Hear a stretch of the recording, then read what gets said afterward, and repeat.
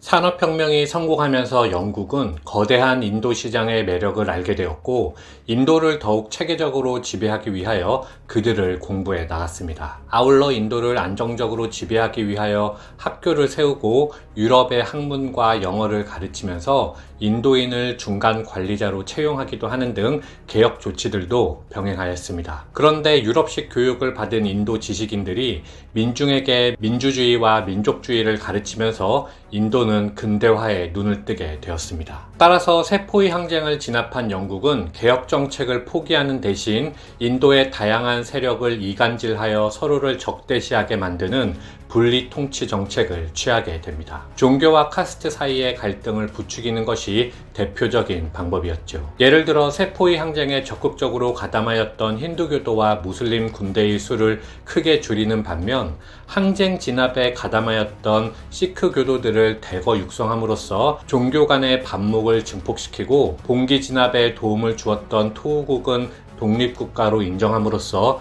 인도인의 내부 결속 또한 막았습니다. 그리고 무엇보다 가장 큰 변화는 영국령 인도 제국이 건국되었다는 점이었습니다.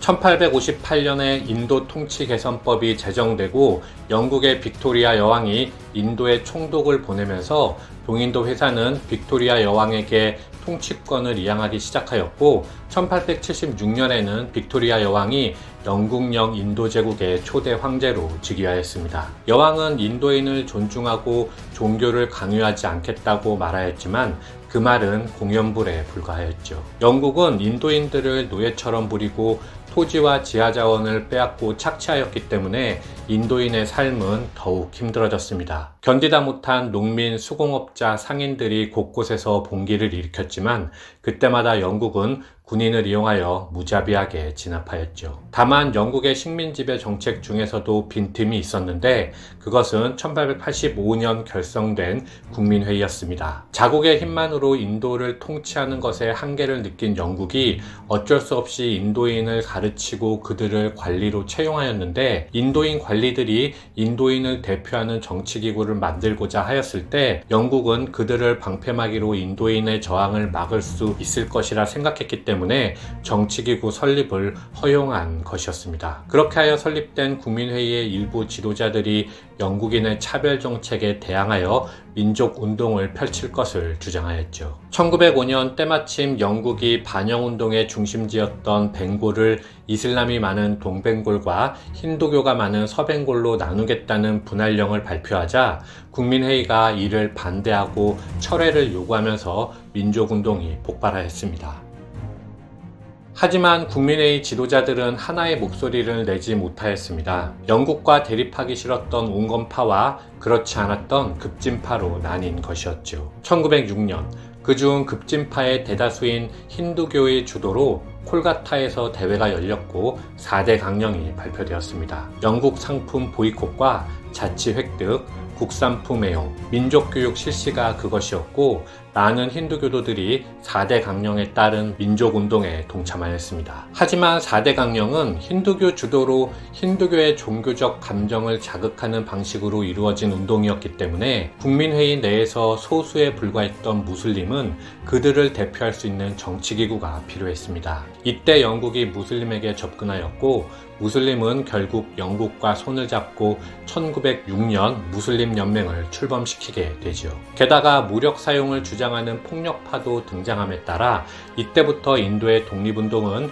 국민회의, 무슬림 연맹, 폭력파의 세 가지 축으로 진행되게 됩니다. 이렇게 민족운동이 꾸준히 지속된 결과 영국은 1911년 벵골 분할령을 철회하였고, 명목상으로는 인도인의 자치를 인정하였습니다.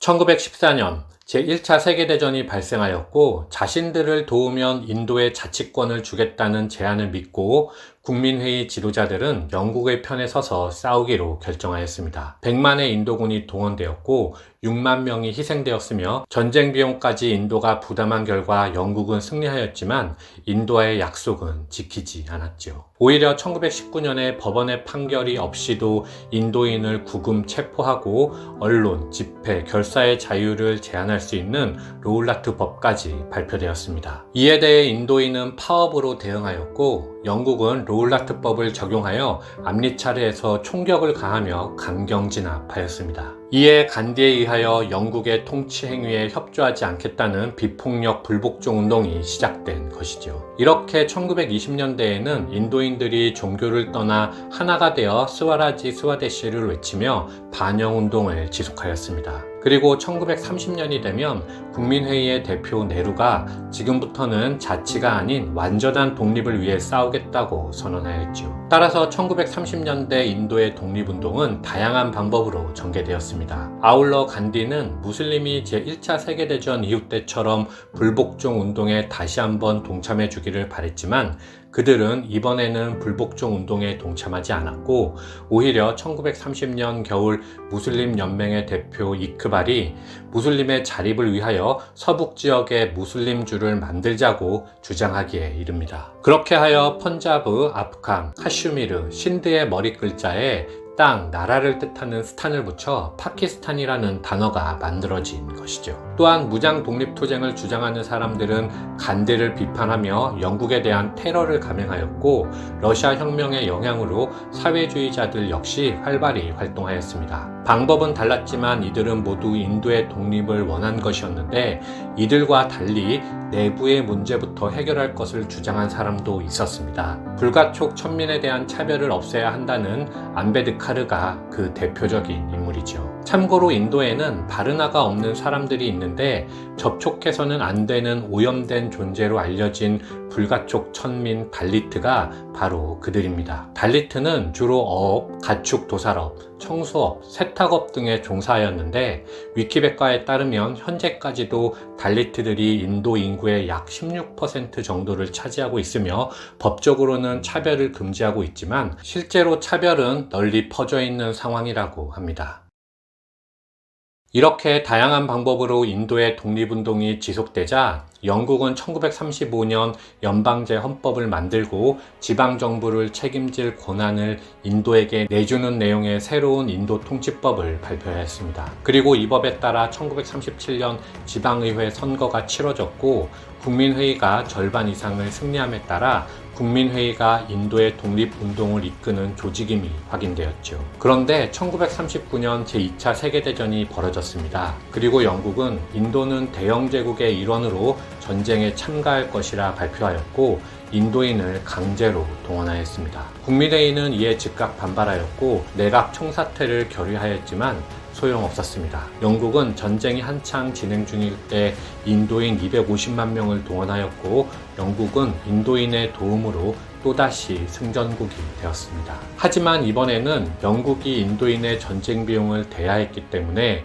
영국의 채무는 엄청나게 쌓였고 인도인 관리자의 수가 늘어나면서 영국의 통치력이 한계에 이르자 인도의 독립이 가까워졌습니다. 하지만 문제는 힌두교와 무슬림의 대립이었습니다. 무슬림 연맹의 수장 진나는 1945년 무슬림과 힌두교는 각각의 재헌의회를 만들어야 한다고 주장한 반면 국민회의의 네루는 이에 반대한 것이었죠. 합의에 이를 수 없었던 양측은 1947년 6월 인도와 파키스탄을 세우기 위한 각각의 임시정부를 만들 수밖에 없었습니다. 그리고 그해 8월 14일 네루가 이웃국가 파키스탄의 건국을 축하하며 인도의 탄생을 선언하였습니다. 다양한 민족이 어우러져 살아온 만큼 인도는 연방제를 선포하고 대통령을 국가 원수로 하는 의원 내각제를 채택하였습니다. 초대 대통령은 프라사드가 실질적 책임자인 총리는 네루가 맡았죠. 이렇게 인도는 독립하였습니다.